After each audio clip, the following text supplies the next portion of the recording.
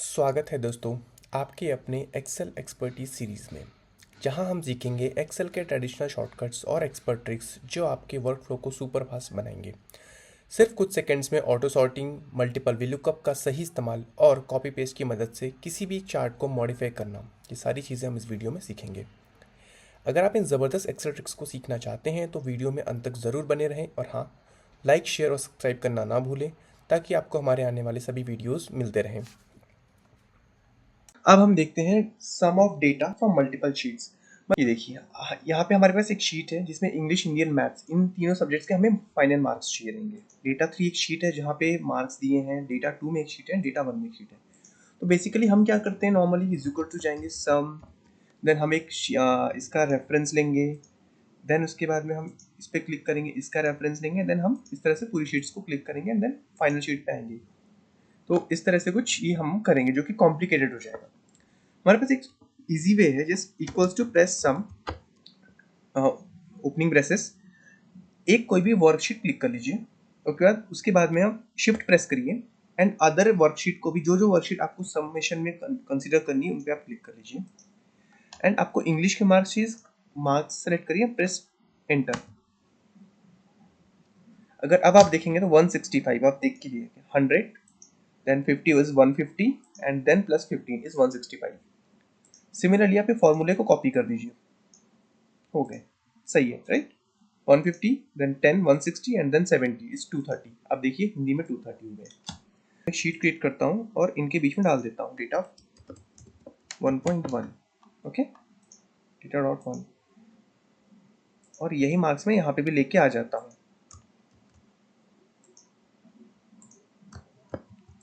Click on final सम। आप देखेंगे marks बदल गए यहाँ पे। मतलब ये जो रेफरेंस है ना, डेटा 1 से लेके डेटा 3, अगर आप देखेंगे फॉर्मूला, ये रेफरेंस हुआ डेटा 1 टू डेटा 3। इनके बीच में अगर कोई भी वर्कशीट आएगी, कोई भी बाद में भी क्रिएट करते हैं, तो वो कंसीडर करेगा, उसका सबमिशन कर लेगा। 50, okay, just let's calculate it. 100, 150, then 200 and then 15, it's 215। तो ये हमारा था मल्टीपल वर्कशीट का अगर समेशन। हम बात करते हैं सॉर्टिंग शॉर्टकट्स की। सो हमारे पास कुछ डेटा है जिसको हमें सॉर्ट करना है। पहले हम देखेंगे कि हम रेगुलर अप्रोच कौन सा यूज करते हैं सॉर्ट। सो आपको दिखेगा मेरे शीट पे 2 कॉलम्स है, नेम और उनके मार्क्स, ओके।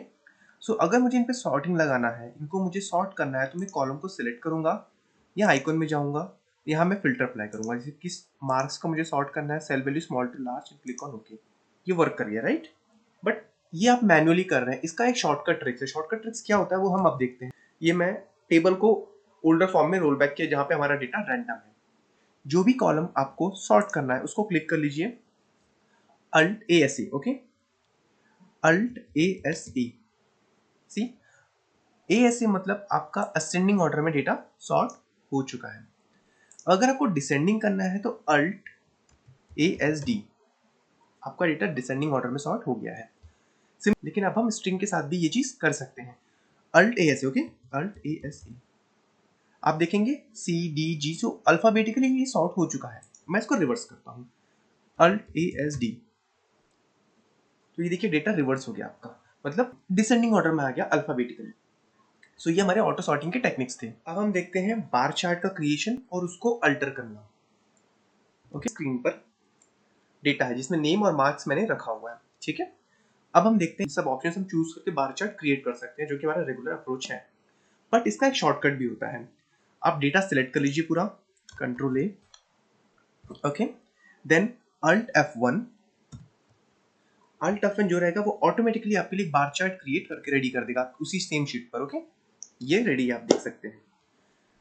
बट अब एक दूसरी चीज है इसमें, मान लीजिए आपने ऑलरेडी एक बार चार्ट क्रिएट कर दिया पर्टिकुलर डेटा के ऊपर, और अब आप उसमें और भी डेटा मर्ज करना चाहते हैं। सपोज मान लीजिए परसेंटेज मैंने, अब मैं चाहता हूं ये कॉलम भी मेरा इसमें आके मर्ज हो जाए, ओके। तो अब क्या करेंगे, इसमें हमारे पास कोई ऑप्शन नहीं है, ठीक है। तो हमें इसको सिलेक्ट करना है पूरा, इसको, इस डेटा को हमें सिलेक्ट करना है, कॉपी करना है।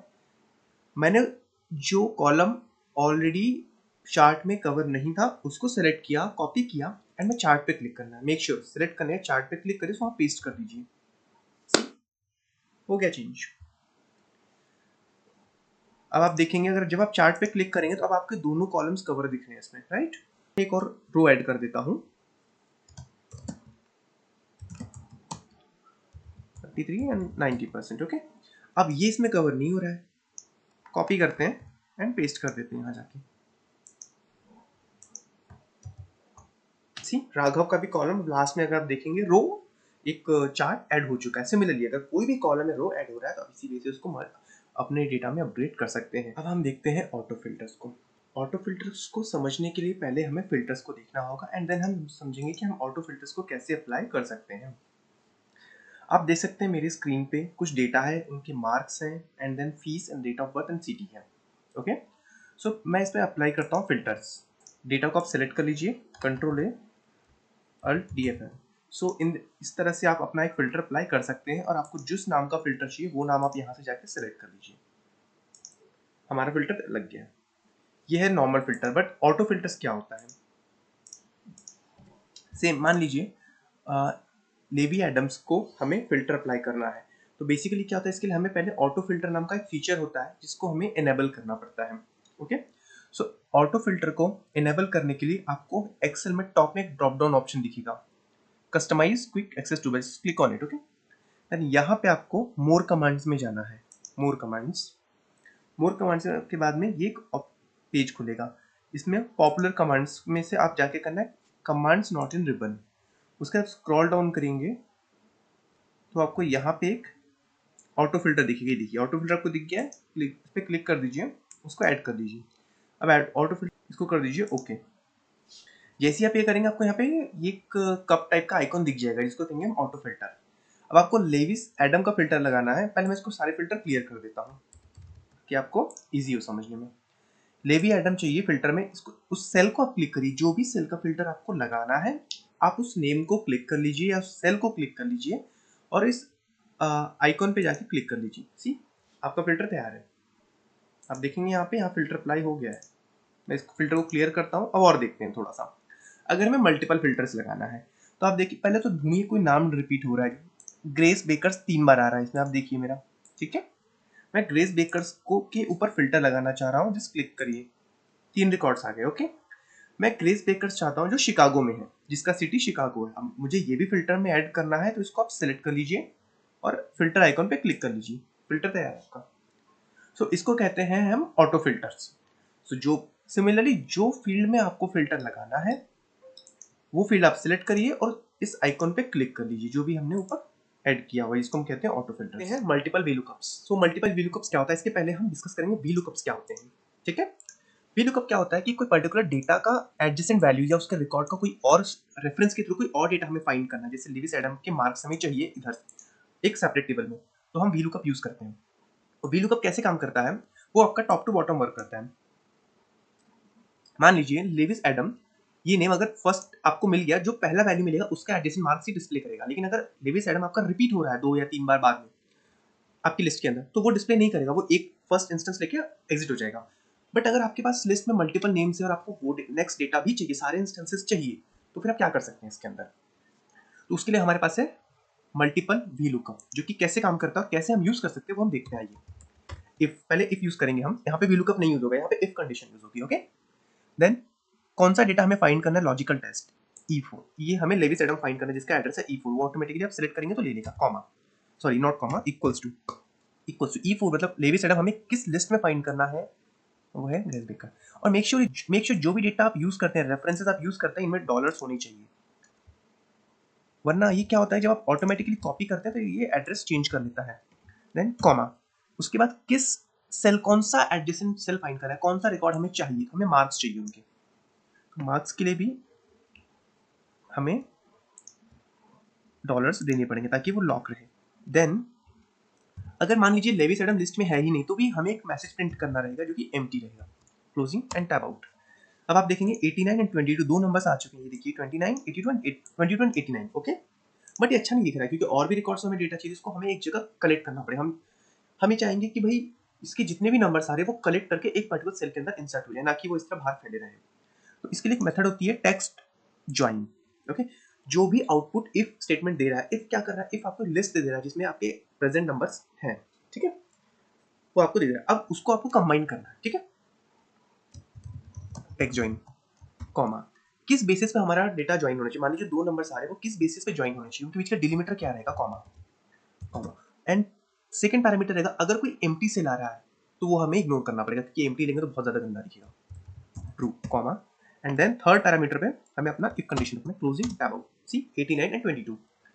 अब ये नंबर हम रिपीट कर सीधा फ्लैश फिल यूज करके फॉर्मूला हम कॉपी कर लेंगे, ओके। अब आप देखेंगे E4 सब जगह कॉपी हो गया, मैं E4 हटा देता हूं क्योंकि मेरा ये एड्रेस चेंज होना चाहिए। टैब आउट किया मैंने, सॉरी। अब मैं इसको कॉपी कर लेता हूँ, देखिए अब आप E5 मतलब ग्रेस बेकर। देखिए जहां जहां मैं डॉलर नहीं यूज किया है वो रेफरेंस ऑटोमेटिकली अपडेट होती है, E4 E5। जहां डॉलर यूज किया वो वैल्यू एज इट इज है, ठीक है। एंड आशीष सौरभ वेंकटेश एमटी है क्योंकि वो लिस्ट में थे ही नहीं कहीं भी, ओके। अब मैं क्या करता हूँ, बट आप देखेंगे ये फॉर्मूला यहाँ अप्लाई है बट ये डेटा नहीं आ रहा है इधर, आप समझ रहे हैं, क्योंकि हमारा जो रेफरेंस है वो सेल 15th रो तक है, उसके नीचे नहीं है हमारे पास। तो हमारे पास क्या ऑप्शन है, हम जाए यहाँ पे और खुद से वो चेंज कर दें। बट अगर हमेशा रिकॉर्ड्स अपडेट होते रहेंगे तो पॉसिबल नहीं, मतलब 15 के अगर हम 20 कर दें तो ये लिस्ट में ये 3 नाम भी कंसिडर हो जाएंगे। बट ये प्रैक्टिकली पॉसिबल नहीं, क्योंकि अगर लिस्ट आपकी हमेशा बढ़ती जा रही है तो प्रॉब्लम हो जाएगी आपके लिए। इसमें सॉल्यूशन क्या है, मैं फिर से इस फॉर्मूले को हम ड्राइव करते हैं इफ कंडीशन को सिर्फ, ठीक है। मैं इस फॉर्मूले को साइड रख देता हूँ, आप नंबर ही हटा दीजिए, $A $A। मतलब जब आप ए करेंगे तो इसका मतलब क्या है, ए का पूरा सेल, जितने भी ए में, सॉरी पूरा ए कॉलम एंड तक, मतलब अगर आप जितने भी नाम चाहेंगे उसमें ऐड करते जाइए, कोई फर्क नहीं पड़ेगा, ठीक है। सिमिलरली बी के लिए करते हैं हम, चलिए टैब आउट 89 20। अब मैं इस फॉर्मूले को कॉपी करता हूँ, ठीक है। देखिए आशीष 10 सौरभ 20 आ गए। मान लीजिए मैं नया नाम भी ऐड करता हूँ, नेहा, देन 15 65 देन ओके। और अब मैं यहाँ पे ये नाम ऐड करता हूँ, मान लीजिए कितनी मैंने ऐड किया, और कितनी के ऑटोमेटिकली कितनी का फॉर्मूला भी क्लोन हो गया है और वैल्यू भी आ गई है। तो याद रखिएगा, जब भी अगर हमें कंप्लीट कॉलम में कंप्लीट होने ना हो तो हमें नंबर्स नहीं पास करना है, हम डायरेक्ट ले सकते हैं इसमें।